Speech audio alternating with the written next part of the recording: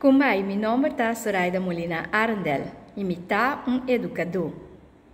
O tema do vídeo aqui tá self-love. Nós tour me ensinha com estima nos mês, mais que turcos, pero não riba Deus. Self-love tá muito importante para sombra se você estima bom mês, ante outro nome por bem estimado.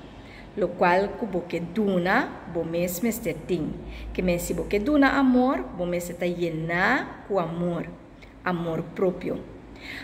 próprio self love to hopi importante para gente por realizar lo qual ku etin gana de realizar para so eta sentir importante. Amor próprio é importante para sombra assina outro nang também tá tratado na norma e respeito que abo mês está dando abo mês. Tem coisas que tá quebra é amor próprio. Algum exemplo tá que bota criticar abo mês, bota juzga abo mês, medo não de passado, medo não que alagabo cria certo emoção e sentimento amargo de vida. Também laga nos bisa rabia não.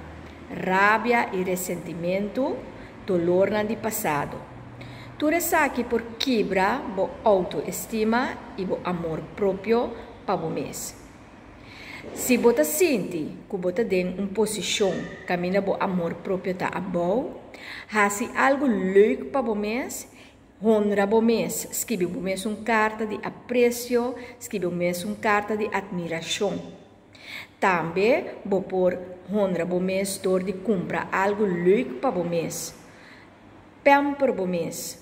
Se algo leuk de vai por exemplo, massagem, spa, para a gente homem não, se algo leuk para o mês também dor de comprar algo para o mês ou malcriar o mês, den qual não é necessariamente outro gente tem que ser feliz e contente e tem que completar. Pero wak, kos nang, habilidade nang, passatempo, que pode sentir butushi e bota malcriando o mês. Esse aqui é descobrimento para você ter amor próprio e para você por estima o mês. Estima o mês, promete que você vai estimar outro gente. Para sombra, abo tem que estar bom.